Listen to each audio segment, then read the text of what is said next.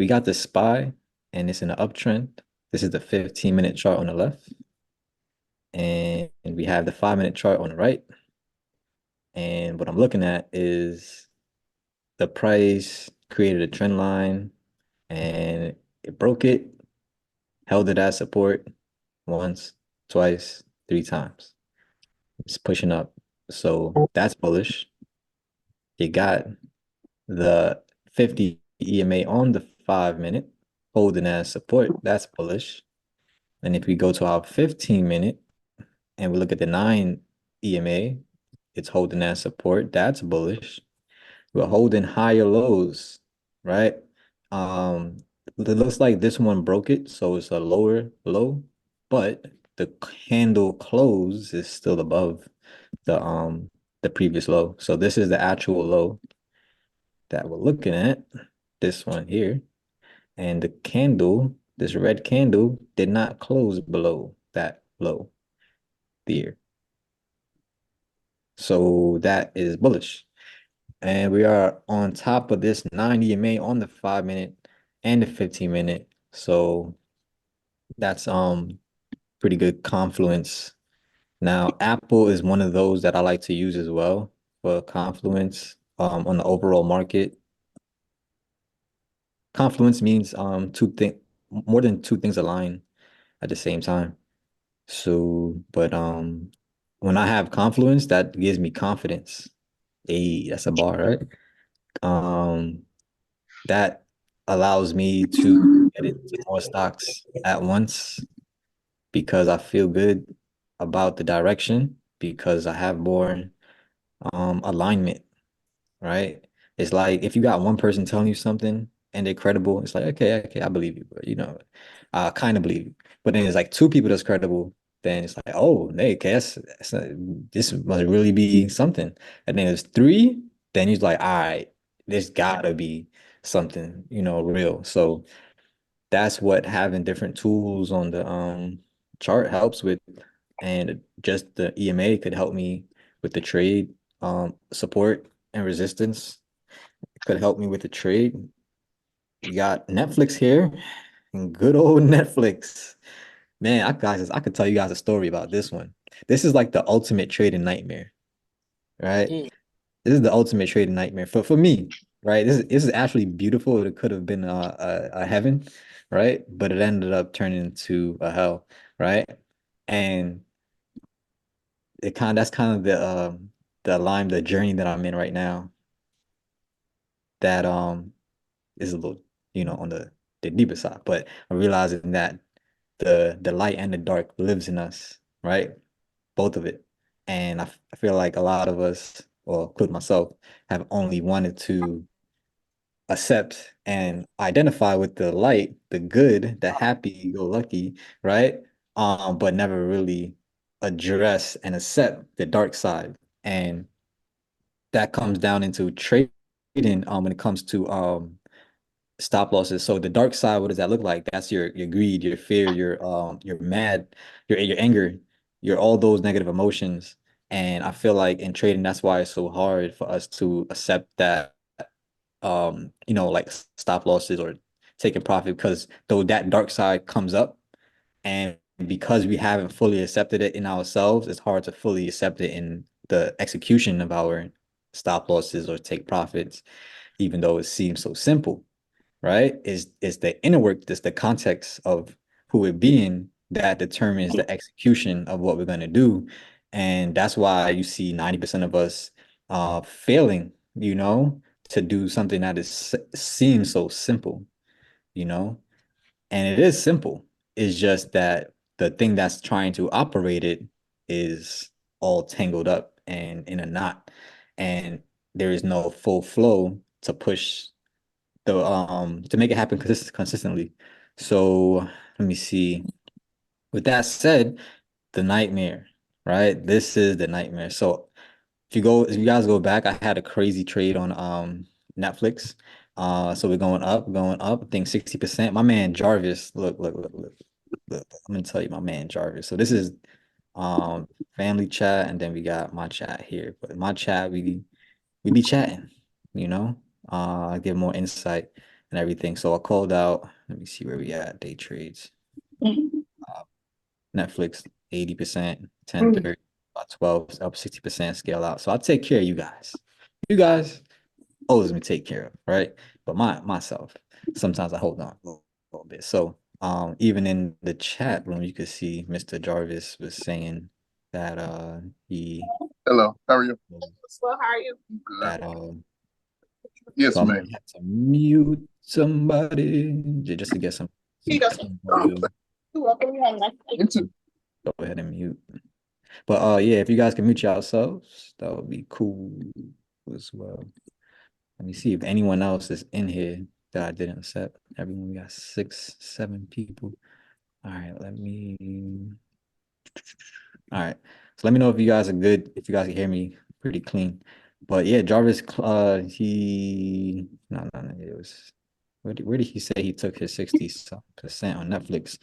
Yeah, he closed with that 66%. So he didn't wait on me to um call it. He took it himself. So you guys could take these plays and just do your thing, right? Don't wait for me to call out. Just if you look good with 10, if you're good with 20, if you're good with 30%, you know, it's whatever floats your boat, right? Because no one knows at the end of the day where it's gonna go. So by you taking your profit, you would help be more consistent in your flow, right? Everyone has a different flow. But the nightmare, right? I know you guys are like, what are you talking about? Right? It was I was up 100, so 60% was like around here, and then 98%, and I had a same day expiration, right? So long story short, it even got up to this like resistance level, but it didn't really touch it. And I'm just like, I know it could touch it and even get through it because everything else in the market is strong. Look at the volume, look at everything that I've seen.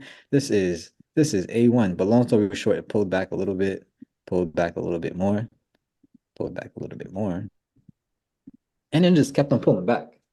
Like, all right, you want to know the situation that I was in? It's that meme. I don't know if you ever guys seen the meme. Why is my everything is frozen? I can't click. Oh, here we go. Yeah, all right. So thanks, man. Oh, brother Jarvis is in the building. Yes. So look, it's that meme. Stock keeps dipping. Hmm.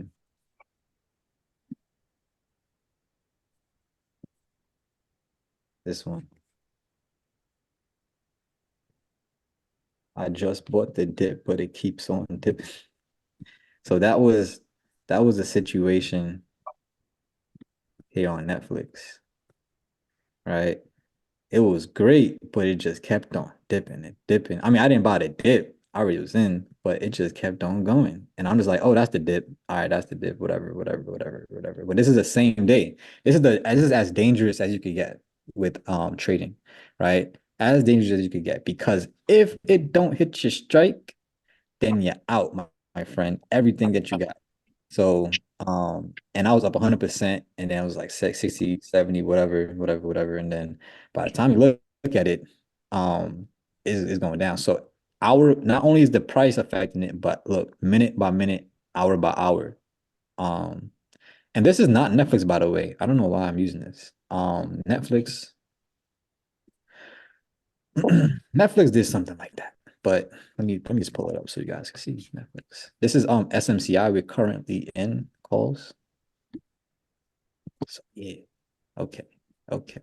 Here we go. Let's zoom in. All right. Oh yeah. Nice flag. Nice flag. And then end of the day, minute by minute, man, it just starts decaying and decaying because that same expiration. And then it started going up and going up. I had a 580 strike, right? And we was at 580, 100%. And guess what happened Monday? Blows through that strike and keeps on going, right? So this is a good trade, right? I mean, great setup. Everything was great, but what wasn't great was my execution, right? Yeah, data. Same, yeah, everything was working against me. And that's why I say it's the riskiest. So when you have something like that, prioritize getting up.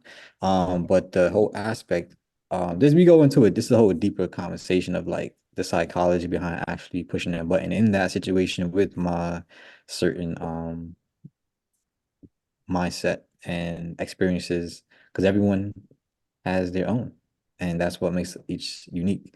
And with that, it taught me something and a little bit more about my dark side. And you ever hear about people like that make millions of dollars and then they lose it? And then they make millions of dollars again and they lose it again? Yeah, and then they make millions of dollars again and then lose it. Yeah, that was Jesse Livermore. And that's probably one of the best books that I read about stocks. The Reminiscences of a Stock Operator. And it's just his story of how he grew up as a kid. He was in like these bars that like traded stocks, and he just learned how to read the tape. What's the tape? This here. This is all the receipts, all the orders that's going through the market. And he got really good at seeing if it's gonna go up or go down. And long story short, he was one of the biggest players in the stock market, like 1920s and shit, whatever it was. He the Great Depression around that time. Long story short, he shorted the market, and he made bread off of that Great Depression, I think. I mean, we got to read it again and confirm. But I remember that JP Morgan or like somebody that like was big around that time reached out to him to like save the market, to like get out of your short position. He was so big. His size was so big. They decided to like reach out to him to, like, yo, bro, like stop shorting, like, and release some of your shares so that the whole economy could be good again. Like, imagine being that big of an OG. But yeah, he actually made millions, lost millions, made millions, like fortunes, which was actually billions back like in the those days, whatever. But we got Nvidia here over the 9 EMA. Let's see. Oh, snap. It.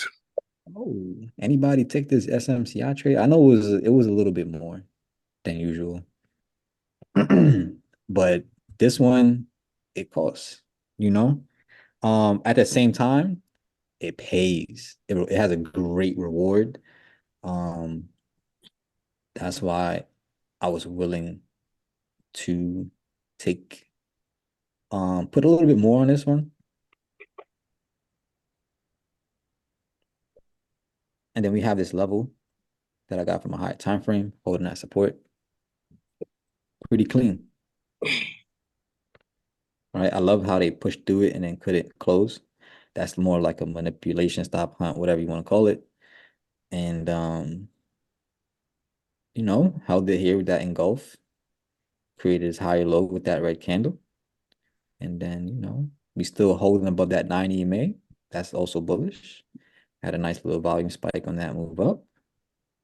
And we got pretty much the overall whole market moving up as well, because you got Tesla pushing up off of 50 EMA, Netflix pushing up off of that 9 EMA, didn't even really touch it, which is even more bullish.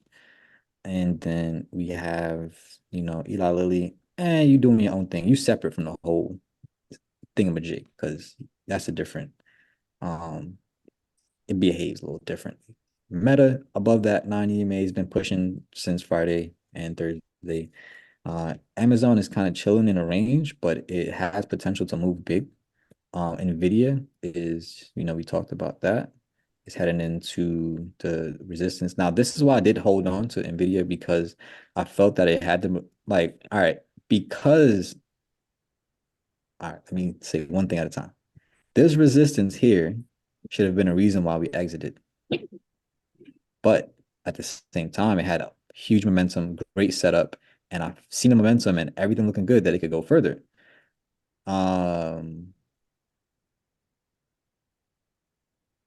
But then when it started coming down here, right now, we don't know if this is going to come down and fall, right?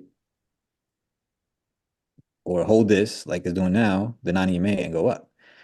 I wasn't willing to let the premium decay and F around and find out, right? So I just decided to take it. And yes, it could keep going because it's like I always say, use this 90 EMA. It's holding up. And when it's a high momentum environment like it is now, Yeah. the 90 EMA works great. The 50 EMA works great.